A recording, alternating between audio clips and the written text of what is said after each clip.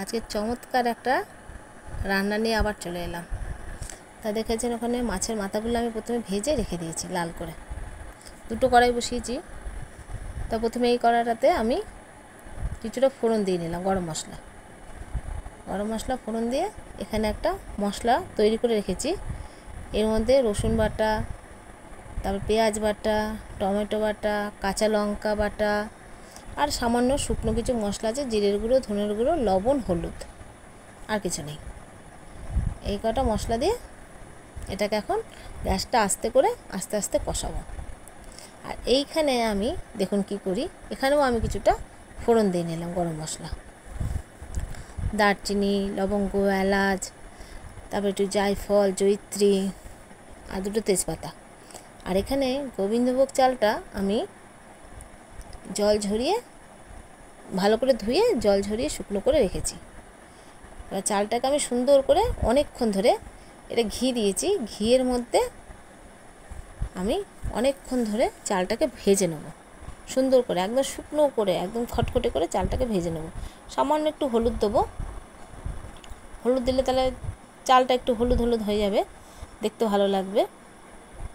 সামান্য একটু হলুদ দিয়ে দেবো, দিয়ে খুব সুন্দর করে চালটাকে অনেকক্ষণ ধরে চালটাকে ভাজবো।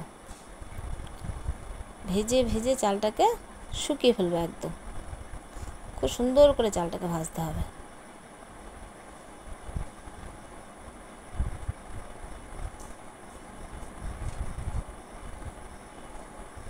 নাড়িয়ে চাড়িয়ে ভালো করে সুন্দর করে চালটাকে ভেজে নিতে হবে।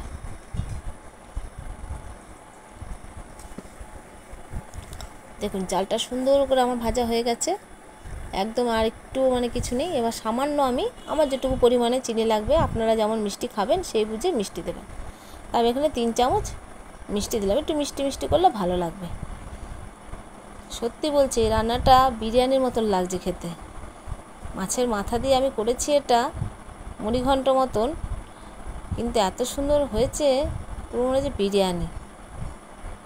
বিরিয়ানির থেকেও ভালো হয়েছে খেতে। সুন্দর করে চিনিটা দিয়ে আর একবার নেড়ে নিতে হবে। এখানে দেখুন মশলাটা আস্তে আস্তে হচ্ছে, ছোট করে গ্যাসটা করে দিয়েছি, মশলাটাও এদিকে রেডি হয়ে যাচ্ছে। সেরকম বেশি মশলা নেই, অল্প মশলাই আছে এখানে। এইবার এখানে আমাকে পরিমাণ মতন জল দিতে হবে। এখানে আমি 2.5 কোটো চাল নিয়েছি, তা 2.5 কোটো চালের জন্য 1 কোটোতে 2 কোটো জল। তা আমি কি আমার পরিমাণ মতন সেরকম আমার মতন আমি সেই বুঝে জলটা এখানে দিয়ে দেবো, যতটা জল আমার লাগবে। আমি মাপটা বলে দিলাম, 1 কোটো চাল নিলে 2 কোটো জল। সেখানে আমি 2.5 কোটো চাল নিয়েছি, আমি সেই বুঝে আমার পরিমাণ মতন আমি জল দিয়ে নিলাম। দিয়ে আমি আগে কিন্তু লবণ দিইনি, এখন আমি অল্প সামান্য একটু লবণ দিয়ে দেবো, বেশি দেবো না, আর আমার তরকারিতে লবণ দেওয়া আছে, ওই জন্য এখানে আমি অল্প একটু দেবো ভাতের সাথে, তাহলে লবণটা দিলে ভাতের সঙ্গে লবণটা মিশে যাবে, চালটা সিদ্ধর সাথে হবে, চালটার সাথে লবণটা মিশে যাবে। ওই জন্য আমি সামান্য একটুখানি লবণ এখানে দিয়ে দিলাম, দিয়ে এবার আমি ঢাকা দিয়ে দেবো। আস্তে আস্তে আস্তে আস্তে এটা সেদ্ধ হবে। এখানে দেখুন আমার মশলাটা কষা হয়ে গেছে। এবার আমি যে মাছের মুড়োগুলো ভেজে রেখেছিলাম, সেই মুড়োগুলো এবার এর মধ্যে দিয়ে দেবো।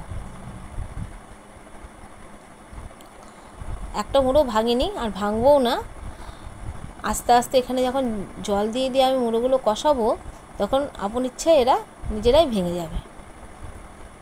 আর যখন আমি ওর মধ্যে মিশাবো তখন ওরা ভেঙে যাবে, তখন আর গোটা মুড়ো আর থাকবে না, সব ভেঙে যাবে। ওই জন্য আগের থেকে ভাঙার কোনো দরকার নেই, আস্তে আস্তে জল দিয়ে দিয়ে কষাবো, তো কষাতে কষাতে একটু নরম হয়ে যাবে। এবার ঢেকে দেবো, আস্তে আস্তে হবে। প্রত্যেকটা রান্না আস্তে আস্তে ধীরে সুস্থে করলে প্রত্যেকটা রান্নাই ভালো হয়। এবার দেখুন আমার কড়াইতে ধরবে না এটা, ওই জন্য আমি একটা গামলি নিয়েছি। গামলির মধ্যে আমি চালটাকে কিছুটা তুলে দিলাম প্রথমে।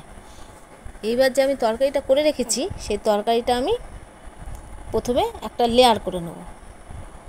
প্রথম লেয়ারে আমি খানিকটা মাছের মুড়ো দিয়ে দিলাম, এরকম করে দিয়ে দিলাম মাছের মুড়ো দিয়ে আবার আমি চালটা যে করে রেখেছি সে ভাতটা আমি দিয়ে দেবো ওপর থেকে, ভাতটা দিয়ে দেবো পুরো মাছের মুড়োটাকে পুরো একদম কভার করে ফেলবে।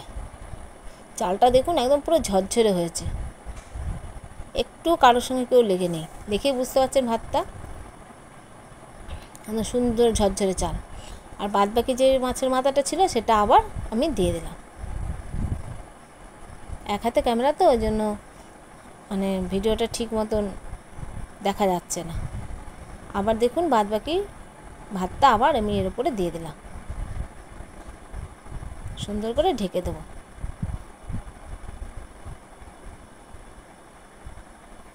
পুরো সুন্দর করে যতটুকু আছে চাল আমার সব ঢেকে দেবো।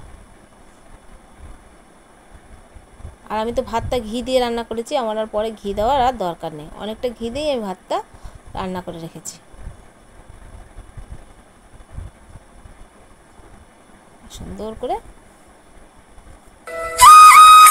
সাজিয়ে রাখলাম। এবার ওপর থেকে কিছুটা বেরেস্তা দিয়ে দিলাম, বেরেস্তা ভেজে রেখেছিলাম পেঁয়াজে, সেটা দিয়ে দিলাম। আর কিছুটা কাজু আর কিশমিশ ভেজে রেখেছিলাম, সে কাজু কিশমিশ ভাজাটাও দিয়ে দিলাম। দেখুন কি সুন্দর লাগছে না দেখতে, দারুণ লাগছে কিন্তু দেখতে। এবার আমি ঢেকে এটাকে রেখে দেবো, সুন্দর করে ঢেকে এটাকে রেখে দেবো। একবার এরকম করে বানিয়ে খেয়ে দেখবেন,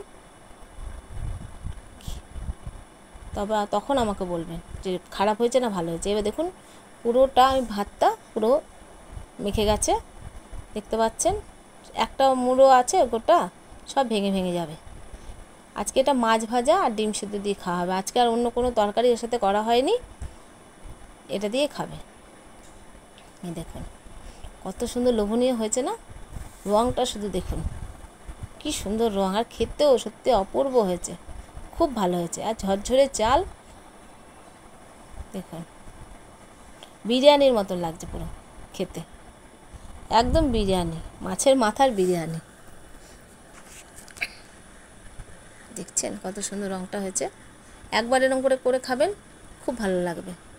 আমার রান্নাটা কেমন হয়েছে কমেন্ট করে জানাবেন। তবে এখনকার মতন রাখছি, টাটা, সবাই ভালো থাকবেন।